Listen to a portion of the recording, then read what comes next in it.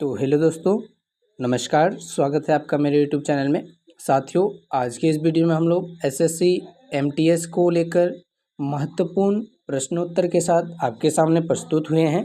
तो दोस्तों, आप वीडियो पर कंटिन्यू बने रहिए। यहाँ से दोस्तों आपको काफ़ी महत्वपूर्ण प्रश्नों के संग्रह मिलेंगे दोस्तों, और ये सारा कुछ पीडीएफ आपको फ्री में मिलेगा, जिसके लिए दोस्तों आपको टेलीग्राम चैनल से जुड़ जाना है।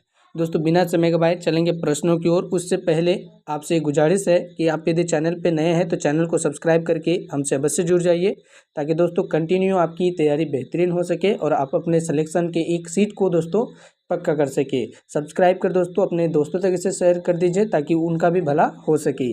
चलते हैं प्रश्नों की ओर। दोस्तों, आज का आपका पहला नंबर प्रश्न है, राजा खारवेल का संबंध निम्न में से किस स्तंभ लेख से है? तो दोस्तों, ऑप्शन ए में है जूनागढ़ स्तंभ लेख, ऑप्शन बी में है हाथी गुफा स्तंभ लेख, ऑप्शन सी में है गिरनार स्तंभ लेख, ऑप्शन डी में है इनमें से कोई नहीं। दोस्तों, यदि सही जिस प्रकार से आप देख सकते हैं, तो इस प्रश्न का बिल्कुल सही उत्तर हो जाएगा हाथी गुफा अभिलेख, अर्थात ऑप्शन नंबर बी। दोस्तों, ऑप्शन नंबर बी में आपको दिया गया है कि राजा खारवेल का जो संबंध था हाथी गुफा अभिलेख से था। उसके बाद चलते हैं अगले नंबर प्रश्न की ओर। अगले नंबर प्रश्न में दोस्तों आपसे पूछा जा रहा है, प्रश्न संख्या दूसरे में, लंदन किस नदी के किनारे स्थित है? दोस्तों, काफ़ी महत्वपूर्ण प्रश्न है आपके लिए, और दोस्तों कई बार एग्जाम में पूछा गया प्रश्न है। तो आप देख लीजिए, ऑप्शन ए में है सीन नदी, ऑप्शन बी में है डेनब्यू नदी, ऑप्शन सी में है टेम्स नदी, और ऑप्शन डी में है नील नदी। सही उत्तर की बात करेंगे तो दोस्तों ऑप्शन सी में दिया गया है टेम्स नदी, जो कि बिल्कुल आपका सही उत्तर हो जाएगा। अर्थात दोस्तों लंदन जो है आपका टेम्स नदी के किनारे स्थित है, याद रखेंगे।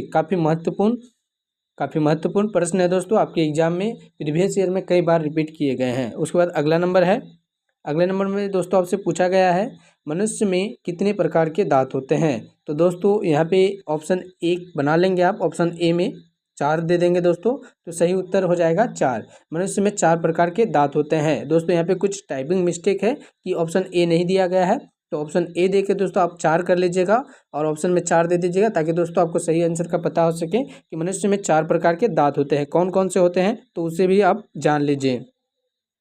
सबसे पहले दोस्तों कृदंत होते हैं, कृदंत दोस्तों, फिर रदनक होते हैं, फिर दोस्तों अग्रचौर्णक होते हैं, और उसके बाद दोस्तों चौवर्णक होते हैं। तो इस प्रकार से दोस्तों हमारे कुल 32 दांत होते हैं 4 प्रकार के, और कुल दांत पूछा जाए तो दोस्तों 32 दांत होते हैं। और मिल्की दांत पूछा जाए, अर्थात दुधिया दांत पूछा जाए, जो दोस्तों हमारे जीवन काल में दोबारा उत्पन्न होते हैं हमारे मुंह में, तो उनकी संख्या 20 होती है दोस्तों। 20 दांत हमारे दुधिया दांत होते हैं, जो पुनः एक बार समाप्त हो जाने के बाद दोस्तों मुंह से हट जाने के बाद दोस्तों गिर जाने के बाद दोबारा उगते हैं, तो उनकी संख्या 20 होती है। तो आशा करते हैं कि सभी कुछ आपको समझ में आया होगा।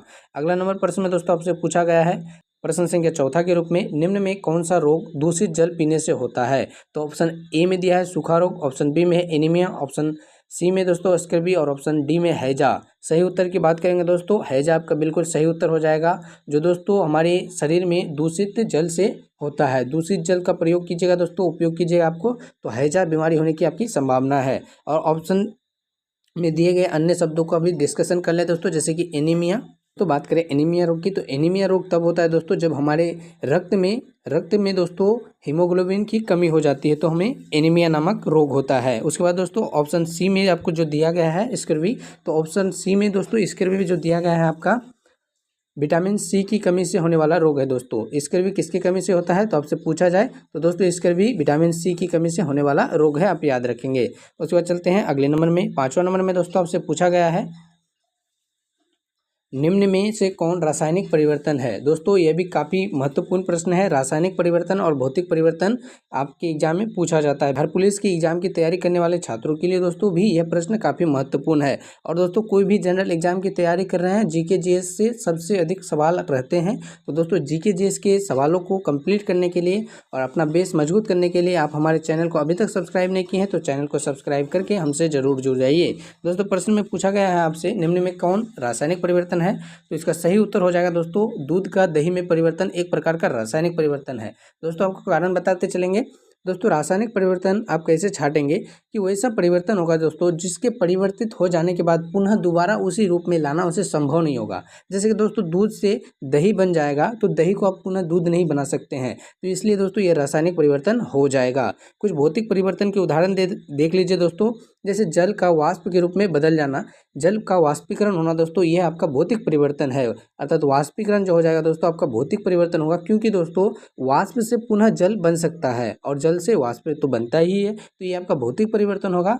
तो क्या करते हैं कि आपको भौतिक परिवर्तन और रासायनिक परिवर्तन याद हुए होंगे। चलते हैं अगले नंबर की ओर। अगला नंबर में दोस्तों आपसे पूछा गया है, यह भी काफ़ी महत्वपूर्ण प्रश्न है एग्जाम की दृष्टि से दोस्तों।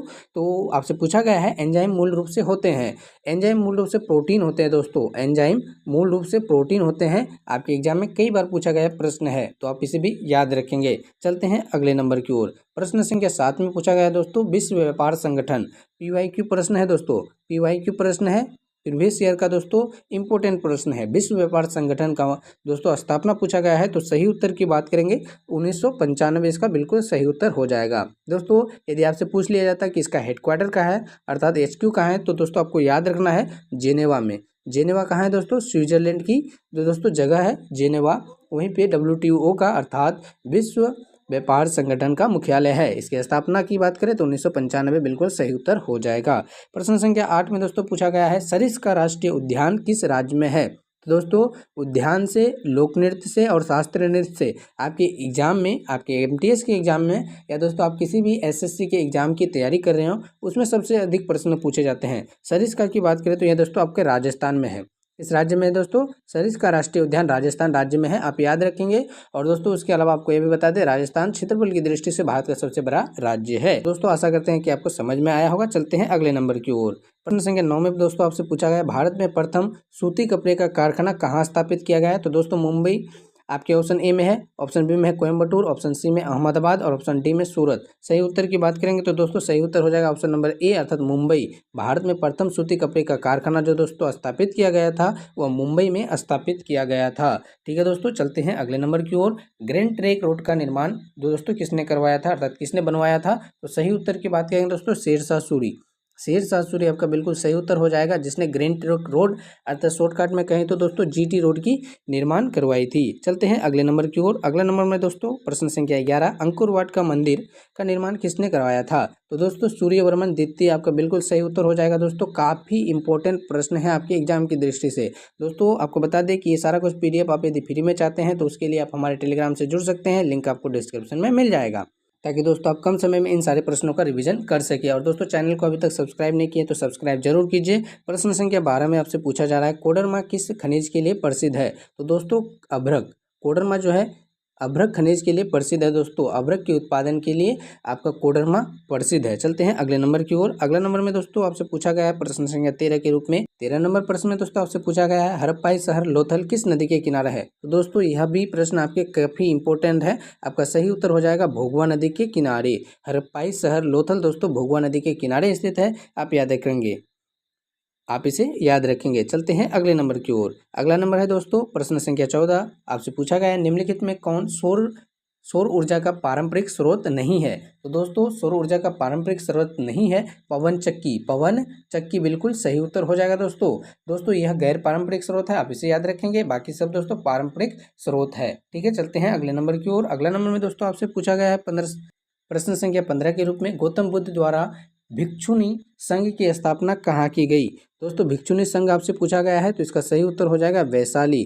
वैशाली में दोस्तों गौतम बुद्ध द्वारा सबसे पहले भिक्षुनी संघ की स्थापना की गई थी। कमेंट करके बताएंगे दोस्तों गौतम बुद्ध का बचपन का नाम क्या था।